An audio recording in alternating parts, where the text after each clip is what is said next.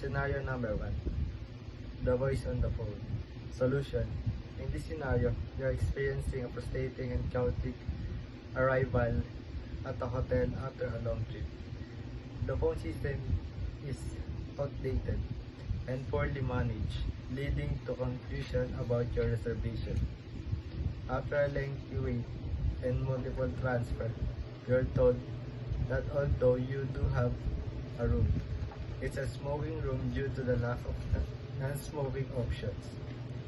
You're then directed to a van loading area that is difficult to find and unexposed to the elements, adding to the discomfort of your situation.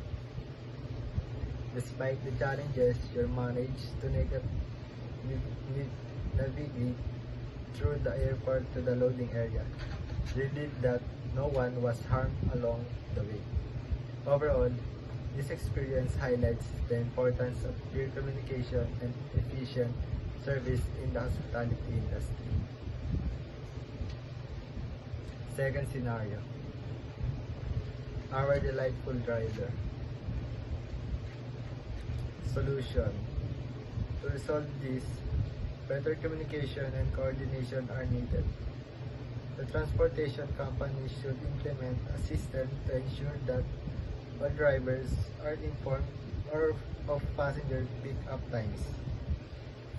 Additionally, having a backup driver or assistance for handling luggage could help in situations where the primary driver is incapacitated. Finally, providing a clear process for passengers to follow when the driver is late would improve the overall experience. The invisible welcome. 30 centimeters before dragging ourselves to the front desk, a uniformed bellcap emerged from thin air and attempts to debate us.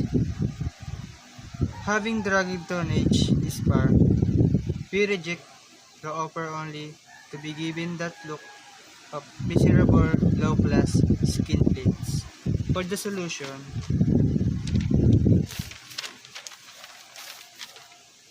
is the might entail the bellcaps honoring the guest preference while remaining friendly.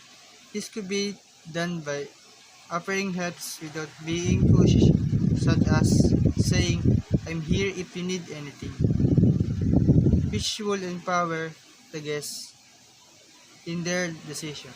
Furthermore, creating a more causal and inviting environment could help lessen feelings of judgment and class distinction. For the encounter number 4, the front desk. The bellcap is not the only person to emerge suddenly, as now in the front of us is the only desk of the duty. 47 and 6 minutes later, it is our turn. You guess it's right. The reservation somehow did not relay the message that we were coming. The bodies still has not been removed from the single remaining smoke-filled room. Suddenly, the desk asked if we loved the appearance of the lobby, which was just renovated with pure gold at a cost of 365 million. One on both of us is now being escorted to police headquarters for attempt strangulation of this clerk.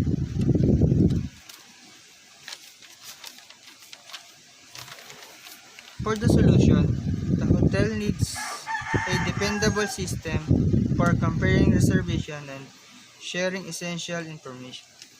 Management must prompt response to any serious incidents, like a body being discovered, to ensure guest safety and comfort.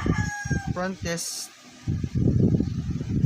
staff should be trained to handle stressful situations and communicate effectively with guests, particularly in delicate scenarios. Establishing a protocol for escalating issues to management can help avoid illegal compliance. Additionally, The hotel should provide genuine apology and consider compensation such as complimentary stay or upgrade to the guests impacted by the situation.